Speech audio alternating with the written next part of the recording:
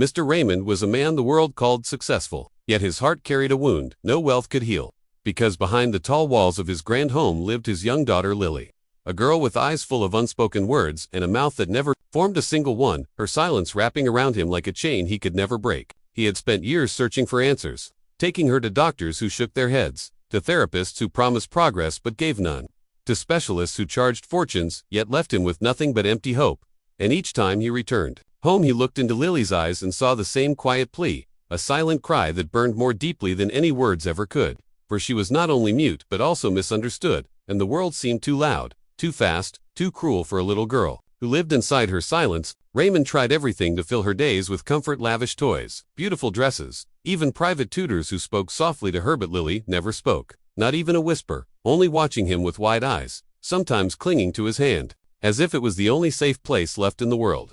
He told himself money could solve anything, but money could not buy his daughter's voice, and every night as he sat by her bed, watching her drift to sleep in silence, he felt the weight of his own helplessness press harder, as though all his riches were nothing but dust. One quiet Sunday morning, when the sun slipped gently through the curtains and the city outside hummed with life, Raymond made a sudden decision, something simple yet unusual for him. He would take Lily to the city park, a place filled with laughter, music, and the warmth of ordinary people, hoping the colors of life might stir something in her heart. He dressed her in a soft yellow dress, combed her hair gently, and held her hand as they walked past to curious glances of strangers, who whispered the name of the millionaire but knew nothing of the silent child by his side. The park was alive with children running, birds circling above the fountain, and the sound of water splashing under the golden sun. And for a moment Raymond wondered if he had made a mistake, if the noise would frighten her, if the crowd would close her back inside herself. But Lily surprised him. Her small eyes followed everything. The dogs chasing frisbees, the little boy blowing bubbles, the old man feeding pigeons. She was not shrinking away. She was watching, as though the world outside the walls of their home was more fascinating than he had imagined. Raymond felt a flicker of hope, fragile yet alive, and he guided her toward the fountain. Sitting quietly on a bench where he could watch her without making her feel forced, his heart beating faster with every curious step she took away from him, though never too far, for she always turned back to check if he was still there, and each glance reminded him how deeply she depended on him. Yet beneath that fragile hope was fear, a fear that this day would be no different than the others, that silence would continue to hold her prisoner, that her lips would remain sealed forever, and the thought haunted him like a shadow he could not escape. He remembered the nights he sat in his office, staring at her medical files, his head in his hands, whispering prayers into the emptiness, promising that if she ever spoke, even one word, he would give away every penny he owned. But prayers had returned, only silence. Now, watching Lily lean over the fountain, dipping her fingers in the cool water, Raymond felt time pause, as though the universe itself was holding its breath, waiting, watching, and he felt a strange sense of suspense grow inside him, a trembling awareness that something unseen was about to unfold, something that might shatter the long unbroken silence of their lives. He scanned the park again, his eyes falling on a man sitting not far away, a stranger with dark skin and kind eyes, playing a wooden flute with such soul that people slowed their steps just to listen. And Raymond noticed Lily had stopped too, her gaze fixed on the man, her small face lit with a spark he had never seen before, a spark that made his heart pound faster, because for the first time in years, she was not only watching, she was connecting, as if the music had reached a place inside her silence that nothing else ever had. And in that moment, Raymond felt the edges of his world begin to shift, though he did not yet understand how deeply it was about to change. Lily stood frozen near the fountain, her small hand hovering above the rippling water as the sound of the wooden flute floated across the park, each note gentle, almost like a whisper from a world only she could hear. And though children laughed around her and parents called out to their little ones, her eyes were locked on the man who played with such calm that it seemed the chaos of the world bent itself around his melody. He was a stranger, his clothes plain, his posture unassuming, yet something about him radiated a quiet strength, and as Raymond watched from the bench, he felt a curious unease, not of danger, but of possibility, as though this man carried with him a secret the world had overlooked. The stranger, Marcus, noticed Lily's stillness and slowly lowered his flute, his eyes soft, his smile patient, and instead of speaking, he tilted his head slightly and raised his hand in a playful wave. But Lily did not run back to her father. As she often did when strangers approached, she blinked, hesitated, and then, almost shyly, returned the gesture with the smallest movement of her fingers. Raymond leaned forward, his breath caught because such a simple response was rare for his daughter, and he felt the suspense coil tighter in his chest, unsure whether to interrupt or let the moment breathe. Marcus did not rush. Instead, he tapped his flute gently against his palm, then pointed toward the birds circling above. and with a soft sound he mimicked their call. His expression animated, inviting Lily into his little game. She tilted her head, fascinated, her lips curving faintly, and Raymond felt his heart stumble at the sight, for that half-smile was something he had not seen in weeks. The air between them seemed charged with something unspoken, as if Marcus spoke a language that bypassed words entirely, reaching directly into the quiet spaces of Lily's world. When Marcus picked up a small pebble and rolled it across his palm, then flicked it lightly toward the fountain so it bounced on the surface before sinking, Lily's eyes widened with wonder. And without a word, she copied him, finding her own pebble, holding it with the same careful attention, then releasing it with a soft plop into the water. Marcus clapped his hands gently in encouragement, not loud, not forceful, but enough to make her beam at him for a fleeting second. Raymond rose from the bench, torn between stepping forward and keeping his distance, his mind racing with questions. Who is this man? Why is Lily reacting to him like this? What does he see in her that so many doctors missed? But something inside told him to wait, to let the scene unfold, for there was a fragile thread of trust forming before his eyes, and he feared one wrong step might snap it. Marcus, sensing Lily's openness, brought the flute back to his lips and played a soft tune, each note slower than before. And as the melody floated over the fountain, Lily took a step closer, her small shoes tapping against the stone path, her gaze never leaving his hands. She seemed drawn not just to the sound, but to the calm within it, as though she recognized a safety that words could not promise. Raymond's pulse quickened, a strange mix of hope and dread building inside him, for he could not explain why this stranger's gentle presence felt different from all the experts and specialists who had failed his daughter. And the mystery of it gnawed at him. Could it be luck, or was it something deeper, something meant to be? The crowd in the park went on with their lives, unaware of the silent battle unfolding in the heart of a father who had everything yet lacked the one miracle he longed for. Unaware of the suspense that grew with every second Lily lingered near Marcus, her silence no longer empty, but filled with possibility. When Marcus finally lowered his flute again, he crouched so that his eyes were level with hers, and he pointed to a pigeon pecking at crumbs by the bench, then whispered a soft coo, inviting her to mimic him. Lily froze, her small body tense, her lips parting slightly as though the weight of the entire world pressed against them, but no sound came, and she looked quickly toward her father, who stood gripping the back of the bench, his knuckles white with anticipation, torn between stepping in to comfort her and letting her fight the invisible wall on her own. Marcus did not pressure her. He simply nodded, smiled warmly, and mimicked the bird again, then offered her an encouraging look, his patience deep as the roots of a tree. Lily's hands fidgeted with the hem of her dress, her breathing shallow, and Raymond could feel her inner struggle as if it were his own, the suspense thick enough to make the air heavy, because perhaps, just perhaps, this was the moment, the chance he had prayed for through so many sleepless nights. But Lily only lowered her eyes and shook her head, retreating a step, and Raymond's heart cracked with the familiar ache of disappointment. Yet before despair could fully settle, Marcus did something unexpected. He gave a small, playful bow, as though she had given the finest performance, and Lily, startled, let out a tiny giggle, a sound so rare that Raymond nearly collapsed from the force of it, his chest swelling with emotions he could not name. In that brief moment, the silence did not feel like a curse but like a shell beginning to crack, and Raymond realized this stranger was not breaking through with force, but with kindness, with patience, with a presence that told Lily she was safe to be herself. He stepped closer now, his voice low but steady, asking Marcus how he managed to reach her when so many others had failed. And Marcus, still kneeling by the fountain, looked up and said simply, "I listen, even when there are no words." The answer lingered in the air like a riddle, wrapping around Raymond's thoughts and leaving him restless, for he understood that something profound was unfolding, and though the breakthrough had not yet come, he felt closer to hope than he had in years, standing at the edge of a mystery that both terrified and thrilled him, unsure of what the next moment might bring but unable to look away from the fragile connection forming before his eyes. Raymond stood a few steps away, his heart still racing from the sound of Lily's rare giggle, a sound so small yet powerful, enough to shake his world. And as he watched Marcus interact with her so effortlessly, he realized something unsettling. This stranger had created in minutes what years of experts could not, a bond woven not with complicated methods but with patience and kindness.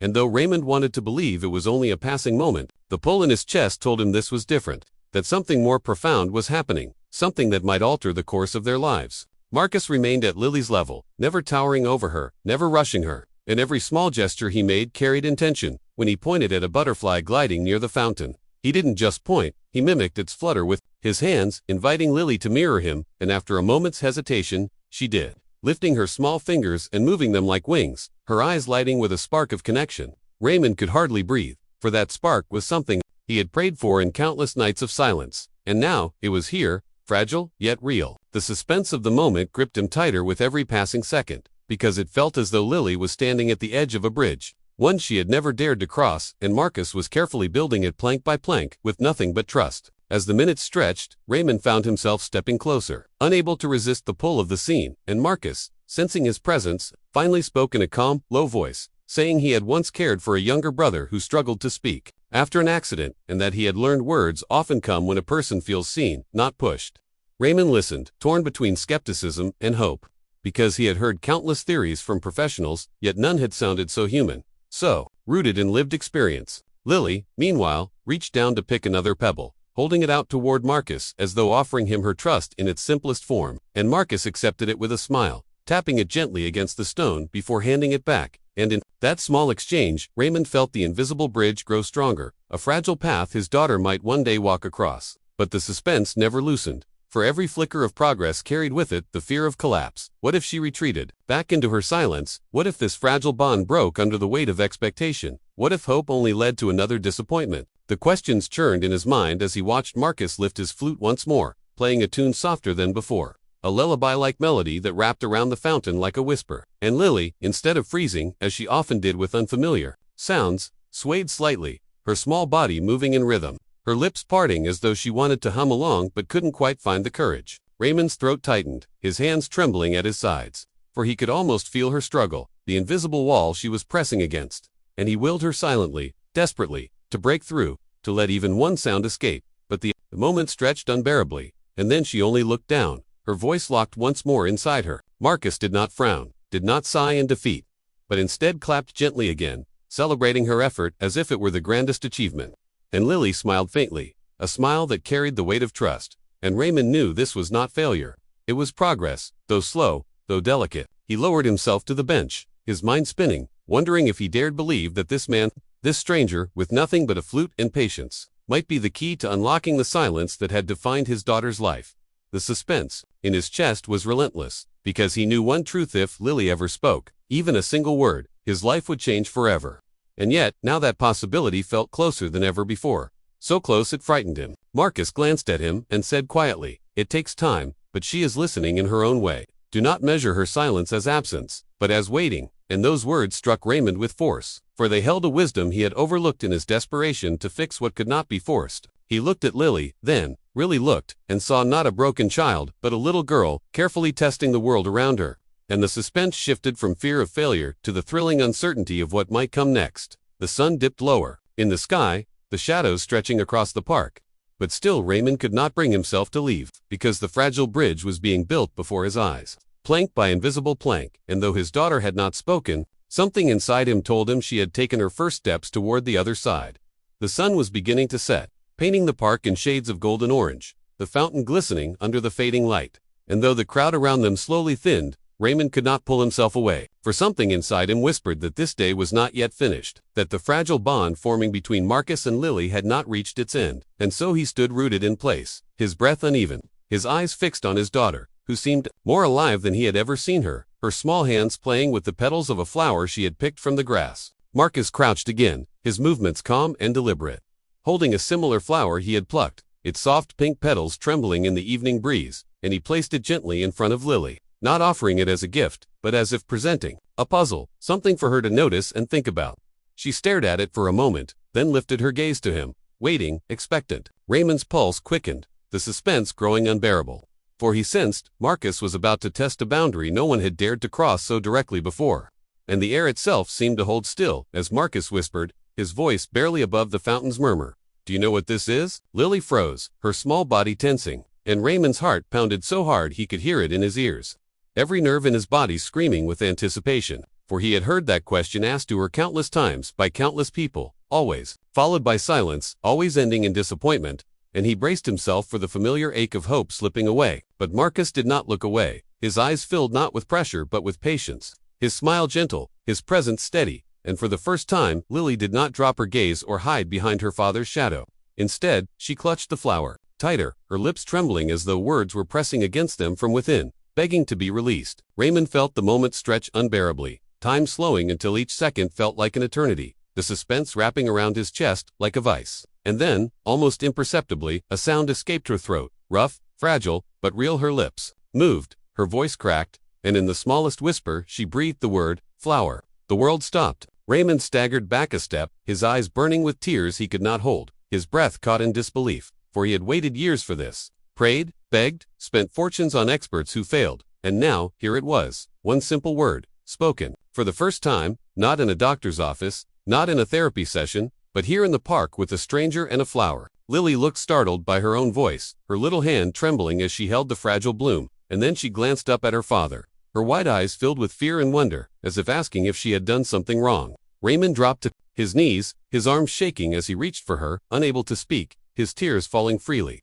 and he whispered her name again and again, his voice breaking, while Lily clutched the flower tighter and let out a small laugh, a laugh that rang louder in his heart than any sound he had ever heard. Marcus did not move closer, did not intrude on the sacred moment, but watched with quiet satisfaction, his own eyes glistening, knowing he had only unlocked what was already there, guiding a child across the final plank of a bridge she had been afraid to cross alone. Raymond pulled Lily into his arms, holding her as though she might vanish, whispering thank yous to the sky, to fate, to anyone who might listen, before finally turning his tear-streaked face toward Marcus, who simply nodded, as if to say the miracle was not his doing, but Lily's bravery. The suspense did not end there, for Raymond knew this was only the beginning, that more words would come slowly, that setbacks might return, but the first step had been taken, and the silence that had ruled their lives had been broken forever. As the sun sank below the horizon, painting the park in shadows, Raymond held his daughter close and whispered that her voice was the most precious sound he had ever heard, and Lily, for the first time, did not look away, but pressed her face into his chest, her silence no longer a prison but a promise of the voice that was finally awakening within her. The night had fallen softly over the city, and the park lights flickered to life one by one, casting gentle circles of glow upon the stone paths. But for Raymond, the world felt entirely different, as though the single word his daughter had spoken had rewritten the very fabric of his existence, and he clung to that moment with a desperate kind of awe, unwilling to let it slip into memory, because for years silence had defined every part of their lives, and now, with one fragile whisper, the silence had cracked open to reveal hope. Yet as he walked slowly toward the car, with Lily's small hand in his, Marcus trailing quietly behind, a question gnawed at him like an invisible fire: was this breakthrough only a spark, or would it fade like a dream once the night ended? The suspense of that uncertainty weighed heavily, every step echoing with the fear that tomorrow she might return to her silence, and he wondered if he could bear that disappointment again. But when Lily tugged gently at his sleeve and held up the flower as if to remind him of what she had done, his heart steadied, though his mind remained restless. In the car, the drive home felt different. The city lights streaked past the windows, but Raymond barely noticed them, glancing instead at his daughter, who sat clutching the flower in her lap, her lips pressing together as though holding on to the memory of sound, and every time her eyes flicked up to meet his, he felt the suspense build inside him again. Would she try another word? Would she test her voice once more, or had that single flower been the only miracle they would ever receive? Marcus, seated beside them, broke the silence with a calm assurance, saying softly that Lily's voice was not gone now that it had appeared, that it was like a door once locked but finally opened, and while she might not run through it yet, the path ahead had changed forever. Raymond listened, his heart torn between gratitude and fear, but Marcus's tone held no doubt, only patience, and somehow that steadied him, though the suspense lingered like a shadow. When they reached the mansion, the usual coldness of the great halls felt less suffocating, as if Lily's single word had warmed even the lifeless marble, and as they entered, the household staff froze in shock to see the girl holding a flower, and smiling faintly, for most of them had only ever known her silence. Raymond dismissed them gently, not wanting Lily to feel watched, and took her to the study where the fire crackled softly, the same room where he had once buried himself in files searching for cures. And now it became the place where he sat with her on the carpet, Marcus across from them, guiding her through small gestures, soft sounds, and quiet encouragement. The suspense in Raymond's heart grew unbearable when Marcus asked Lily if she wanted to say the word again, holding out the flower with patience. And for a long moment she only stared, her small hands trembling, her lips tightening, and Raymond braced himself for disappointment, every muscle tense. But then she whispered again, stronger this time, flower, the sound shaky but real, and Raymond felt tears spill freely down his cheeks, each syllable a miracle he would never take for granted. That night stretched long, filled with tiny steps, Lily pointing to objects, Marcus naming them gently, Lily mouthing the shapes of words, sometimes letting a broken sound escape, sometimes retreating into silence, but each attempt a victory, each whisper a stone placed upon the bridge of trust she had finally begun to cross. And Raymond sat watching, the suspense never fading, because every moment carried the possibility of failure and the promise of triumph, and he realized that Life with his daughter would now be lived in this fragile balance, one where every word mattered more than all his wealth combined. As dawn broke through the tall windows, painting the room in pale light, Lily fell asleep in his arms, her breathing soft, her flower still clutched against her chest, and Raymond looked at Marcus with gratitude, so deep it left him speechless, because he knew this stranger had given him more than doctors, specialists, or fortune ever could: the gift of hope, the gift of a beginning. Marcus rose quietly, saying he would return the next day if invited, and Raymond, his voice thick with emotion, told him he was no longer a stranger, but family, for anyone who could give life back to his child's voice had a place in his home, forever. When Marcus left, the silence in the room no longer felt heavy but alive, like the quiet before a dawn chorus, and Raymond realized his life would never be the same. The suspense of what lay ahead still gripped him, because he knew the journey would not be easy, that setbacks might come, that Lily's voice might falter. But for the first time in years, the future did not terrify him, it called to him with possibility. Standing at the window, holding his daughter close, Raymond whispered a promise into the morning light, that he would never again let her face her silence alone, that every step she took into her voice he would take with her, and though the suspense of what tomorrow might bring remained, it was no longer the suspense of fear but of wonder, of waiting to see how many words would one day bloom from the lips of the child who had finally broken her silence.